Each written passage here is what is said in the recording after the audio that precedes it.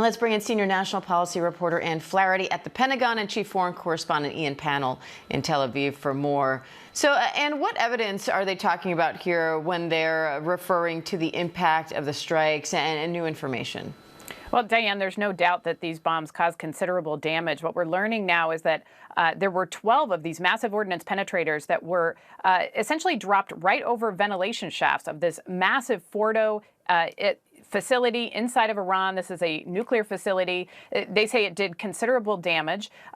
We are told by sources that this DIA report has confirmed that considerable damage was caused at this site. But the question really here is whether or not it hit the enriched uranium that's at the heart of the Iran's nuclear program, and whether or not some of it was moved out in advance. So what we heard today was Pete Hegseth saying, look, I haven't seen anything that suggests we didn't hit exactly what we needed to. And you can look at these images and see the damage there. They're not going to be operating out of this facility anytime soon. Now, when the question went to General Kane on this, who is of course, the president's top military advisor, he said, look, BDA is not my business. This is battle damage assessment. We're not going to grade our own homework. We're going to leave that up to the intelligence community to decide exactly where Iran's nuclear program stands. But he said there was no doubt this was a military success, Diane. Ian, we're also now hearing from Iran's supreme leader for the first time in weeks, and he's declaring victory, saying Iran delivered a heavy slap to America's face. What do you make of that, and what does that mean for possible talks with the U.S.? Yeah, I mean, I think on one level, no great surprise in what Ali Khamenei had to say. As you say, he declared victory over Israel. He said we delivered a blow to America, referring to the strike in Qatar, the Al Udeid air base, claiming that missiles had landed there when obviously they hadn't, claiming that Israel would never have managed to survive intact unless America had come to its aid. I mean, this is all about the domestic audience. I think what's really interesting is he has exactly the same background, this brown curtain in this video message, as he's had in previous messages. It's not an appearance in public. Is it proof of life? Because there's been speculation as to whether or not he is alive. I guess so, because it was clearly recorded after the ceasefire, after the attack in Al Udeid. But is it proof that he's come above ground, out of hiding? Absolutely not. Was it live? Nope.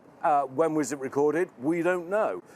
So I think it leaves many questions there. I think the messaging, like I say, is entirely predictable from Iran's supreme leader, and we're getting reports of a crackdown on dissent inside Iran. At least 3 executions of late, dozens of people arrested.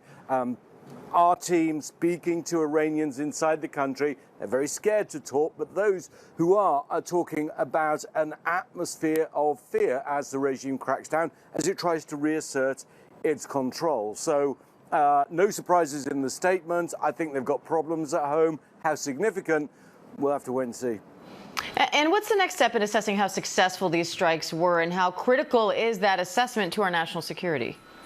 Yeah, I think you're going to hear from other agencies. They're going to be producing their own classified reports. I mean, the Energy Department, NSA, CIA, they're all going to have a say in this, and they're going to try to coordinate their intelligence. And eventually we'll get some sort of declassified statement from the intelligence community that says this is where we think the Iranian program stands. Now, I think it's very likely that this attack could have very well set back Iran's nuclear ambitions by years and not months, because that was a very early assessment that we were reporting on. But I think all of this just pulls into question this, this idea of the president coming to the cameras very early on in this and declaring total victory, saying that these targets had been obliterated. That's, of course, not a military term. So when you get into the nuance of this, there could be more to it. And all of this matters because, of course, nobody wants a nuclear-armed Iran, at least not Western powers or the U.S. That's what's at stake here. That's what we're hoping to learn in the months to come, Diane. And Ian, part of what's complicating this, too, is Iran's level of cooperation or lack thereof with nuclear inspectors. Where does that stand now?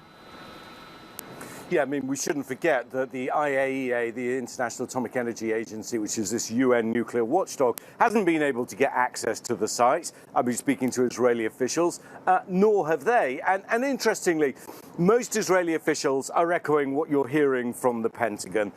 Some are saying perhaps it's months, but most feel it's probably years. One senior military official said to me, anyone who's saying that it's been totally wiped out is probably wrong. Anyone who's saying that it wasn't a successful mission is probably wrong, but we won't know for a considerable period of time. But we've just had this vote in the Iranian parliament, which is not binding because this is an authoritarian theocracy and only the supreme leader gets to decide. But nevertheless, this vote is to withdraw cooperation with the IAEA. Again, it's hard to know, going back to Ali Khamenei's speech, how much of this is flag waving and how much of it is true intent. I think withdrawing cooperation, any suggestion they've stored some enriched uranium, they may be starting up their nuclear program again.